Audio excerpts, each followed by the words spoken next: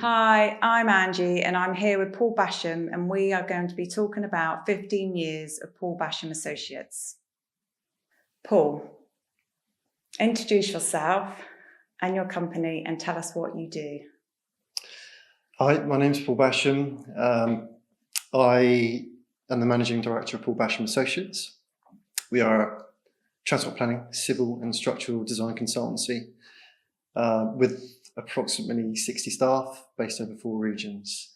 My job as Managing Director is to make sure the strategic direction of the company is maintained, that we're operating efficiently, and I'm responsible ultimately for everybody in it. Okay, Paul, let's start at the beginning.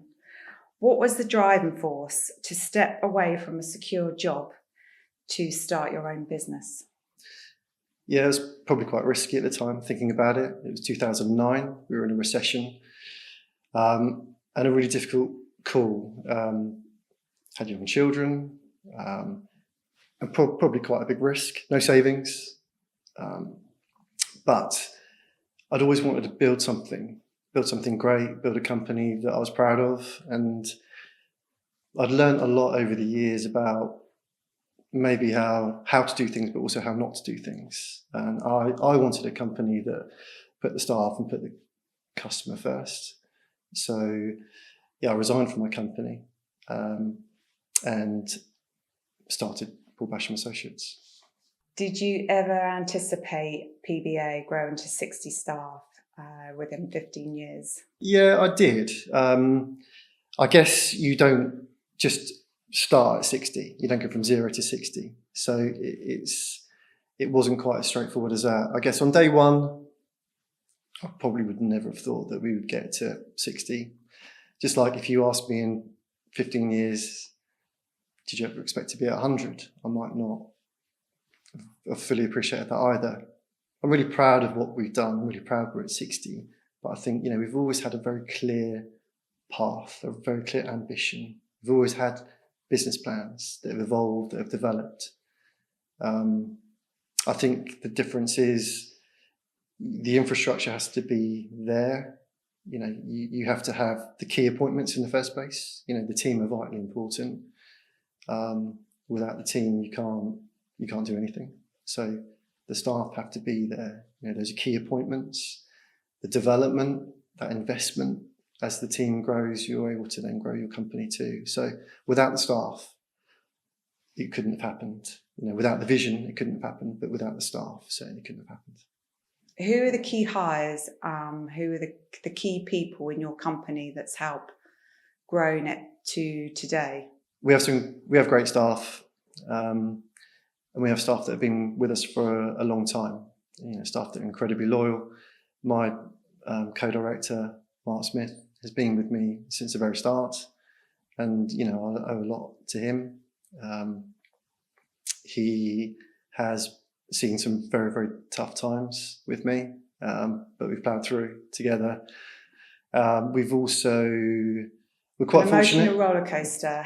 We're quite fortunate as well. Our central region is headed up by James Rand and Harry Cross, and they both came in as graduates. They've been with us 10 years, both just celebrated their 10-year anniversaries. Will Fayers heads up our eastern region. Jess Miller heads up our transport planning in our southern region. And who's currently on maternity leave at the moment. Yeah, these are all great guys that have been with us a long time. So that's a really proud moment, seeing those guys develop and grow within the business. So what drives you and what makes PBA so successful? Yeah, that's difficult. I'm an incredibly motivated person anyway. And I think when you're passionate about something, that motivation is easier. It's easier to get up in the morning when you enjoy something. And I enjoy the challenges that the business brings about. Has there been any impact on the business that's kind of made you think? I think it's been a number of difficult times throughout the business. A couple of highlights probably. When I first set up, we were coming out of a recession. So, we worked through that recession and we started the business in that recession at that time, we were incredibly small. It was myself, Mark, and maybe one or two others. And as we're coming out of that recession, we're starting to grow, clients are starting to come back, so we're recruiting.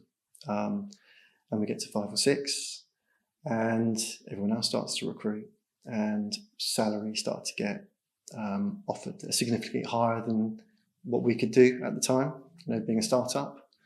I think that was an incredibly difficult time. So, you've invested in your team and your staff, you're growing something, and you're in line with your targets, or you're ahead of your targets, only for someone else to come in and take your staff away, and effectively you're starting from scratch again. So I remember moving into our second office. We'd moved out of Hamble. That was our first office, a small place above a pub in Hamble. Didn't go in that pub very much, didn't have time. And then we moved into our first offices in Fareham, and they were huge, because at the time we were 9 people. So it took a while, took a few months for us to sort of organise ourselves to get into those new offices. But when it came to starting in those new offices, we had about 4 or 5 people leave on the bounce. So we'd moved into these new offices, and at that time my mum worked for us as well. She did our finances. So I had my mum at one end of the office, and I think there were 3 of us left at the other end, and no one else in between. So that was hard. To lose. It was hard to lose the staff like that. All at once. Yeah. Did take an impact. Yeah. To you personally? Yeah, I think you never really sort of detach yourself personally. If somebody leaves you, they're not just leaving the company, they're leaving you as well. And I think that's quite a difficult thing to sort of separate. Certainly in the early days, I think, you've got to learn that you can't take things too personally, that, people will come and people will go. I generally think that, our team can stay with us for as long as they want to. We'll open up the doors, and, we'll grow and we'll create opportunities. But you're almost developing your staff so that they can go if they want to, but you obviously hope they stay. I think another tough time was COVID. That was an incredibly difficult time, and nobody knew what was happening. The government didn't even know what was happening. And, one minute we're in the office, the next minute everyone's working from home. And, that was a very difficult time for every business, I think, navigating the unknown, really making sure that we steadied the ship so staff didn't worry. They were going to have a job, they were going to be safe, that we were going to look after them. We had young grads, juniors, still living with mum and dad at home, confined to their bedrooms. So, we're checking in with them every day, making sure they're okay. That's quite a challenging period. And also, this was in advance of furlough and, the government making those sorts of concessions. So, at that time, even I, managing director, didn't know where we were headed. But, I think also difficult times like that can bring a business together, and COVID, albeit challenging. You found the strengths in a lot of your staff, didn't you, and how everyone did work together and work closely together. Yeah. I think you pulled their socks up and got on with that. I think you can learn a lot through those challenging times about how your staff react, how you react.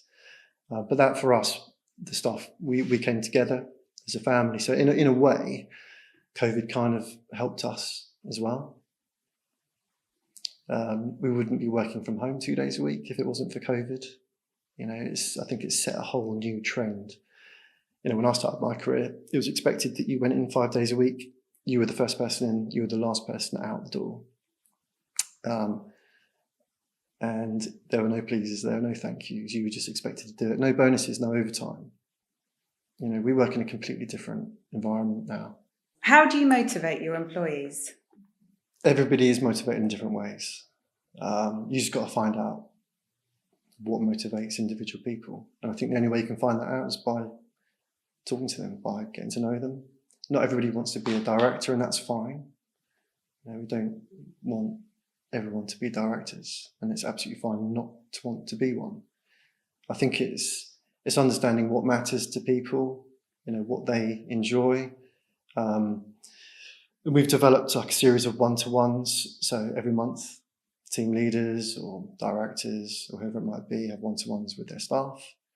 And we have an appraisal process where targets and objectives are set. And it's all about sort of investment and development of staff and where they want to be, where they see themselves. So as part of that, and I think our ethos is generally to try and create a great working environment for our staff. Hopefully all those things with the work, with the type of work we're getting involved in, that all leads to that motivation. So despite all the challenges, you've had a successful 15 years. What can we expect from you moving forward and the company? Yeah, I mean, it's an incredibly exciting time for the company. We've heavily invested in our graduate training program. We've created a sub-board. So that's the future board, if you like, coming through the company. So new ideas, new thinking, new processes. We're looking into AI and how we could benefit from efficiencies there. And we've also developed, I guess, our Vision 2030, which is our business plan for the next 5 or 6 years. That sets out our growth and our projections, which see the company hopefully double in size within that period. So although there's a lot of hard work, I think that's quite an exciting place to be. So what is your intake on the current market and how do you think it will change over the coming years? Okay. Well, I think ultimately we're in a good place, but I don't like to look too far forward. I think it's quite difficult to predict what's around the corner. The economy and where things might be. And it's not that I'm complacent about that. It's just outside of our control. We can control the here and now. We can control how we do our business. We can control how we behave and how we perform. So I think, they're the bits that we need to focus on and not worry so much about what's not in our control. So yes, we've got a keen eye on where the market sits, how it's performing, what sectors we want to be in and how we want to, if we need to change the course of the business to remain agile and be able to do that. And I think that's really important, but you can't worry about everything all the time. I think, what you can do is run a tight ship, run it efficiently, and do the best you can. Not worry about the if or but a recession may come. Yeah, absolutely. But if you run an efficient and tight business, you deliver the best service possible, the best experience of your client, i.e. not a transactional behaviour. I think you can weather those storms, and I think that's what we're focused on. Over the past 15 years, what has been your proudest moment? There are loads of proud moments. Achieving 15 years is a proud moment. There's been a lot of challenges in the way, but to make it 15 years is a proud moment, and obviously looking forward to the next 15 and beyond, but that's a proud moment. I think every office that we've opened has also been a proud moment, but seeing those offices run well, not only run, but driven and being successful. And it's the guys behind those regions, that's where the pride comes in, I think, because it's the staff that you develop, the staff that have grown with you, the staff that you bring in as at a graduate or a lower level, a junior level. And they're the guys that are heading those regions up, or certainly. And that's proud. That's proud for you to see. Yeah. Also, incredibly proud moment is obviously our involvement with and partnering with the football club. We are proud sponsors and partners with Southampton Football Club, and that's a very proud moment. And when you're watching the game, and our logos within the stadium. Sponsor the matches. We're avid Saints fans, and also my brother used to play for Southampton too. So I think it's really important giving something back. And with my brother working for the company now, there's a lot of history there, and a lot of personal attachment with the club. With all that you have learned, what advice would you offer to someone looking to start their own company? Don't do it. No, definitely do it. My advice would be, if you think it's going to be easy, don't do it. If you are frightened of taking risks, don't do it. I think there's a lot of hard work, but I think if you're passionate about something and you believe in something, then ultimately they're some of the key attributes you need to have. Business is hard. It's incredibly rewarding, but it's also very hard. And I think you have to show a lot of resilience along the way. You can have the best plan, and ultimately you need to have a plan. It's really important to have a kind of focused business plan, so you don't get sidetracked by that bright shiny thing over there. You need targets, you need objectives, and you need to have direction. I mean, ultimately, that plan will change. Things will come up, like COVID, for example. Things get in the way of your progress, and you have to navigate those things as they arise. But if you're passionate about something and you believe in it, and you care, I think that's a big thing. If you care about people, care about your staff, I think that's a good starting point. So before we close this interview, can you just tell us in a few words, who's behind Paul Basham? What does he do in his spare time? So you know about my passion for the club, for Southampton Football Club. So I love watching the game at the stadium. It's quite hard to switch off. I generally do find it quite difficult. You're kind of living it and breathing the work all the time, which is sad, I know. But there are several things that I do. I've got 2 young children. They keep me pretty busy, in their social life. I've got a badly behaved dog, and I've got a high maintenance girlfriend. But I mean, ultimately, one of my other passions outside of everything is I keep racing pigeons, and I'm massively passionate about that. It's highly competitive, but that's a story for another day. So that's it, Paul. Thank you. Thank you for taking the time to answer the questions. Thank you. I'd like to thank Ollie and Adam from 55 Media, and Southampton Football Club for letting us use the room and the equipment. Thank you. Thank you.